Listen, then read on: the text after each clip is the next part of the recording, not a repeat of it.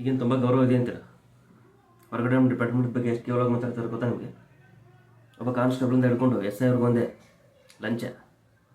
ಏನೋಪ್ಪ ಅಕಸ್ಮಾತ್ ಬಸ್ಸಲ್ಲಿ ಪರ್ಸ್ ಕಳ್ಕೊಂಡು ಅಥವಾ ಇನ್ನೂ ಯಾವುದೋ ವಸ್ತು ಕಳ್ಕೊಂಡು ಸ್ಟೇಷನ್ ಕಂಪ್ಲೇಂಟ್ ಕೊಡೋಕೆ ಬಂದರೆ ಅವನೇನು ದೊಡ್ಡ ಕೊಲೋ ಮಾಡಿರ್ತಾರೆ ನಿಲ್ಲಿಸ್ಕೊಂಡು.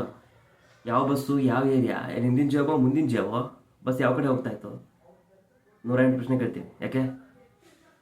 ಯಾವನು ಯಾವಾಗ ಯಾವ ಏರಿಯಾದಲ್ಲಿ ಪಿಕ್ ಪಾಕೆಟ್ ಮಾಡಿರ್ತಾನೋ, ಕೊಲೆ ಮಾಡಿರ್ತಾನೋ ನಮಗೆ ಗೊತ್ತಿರೋಲ್ಲ.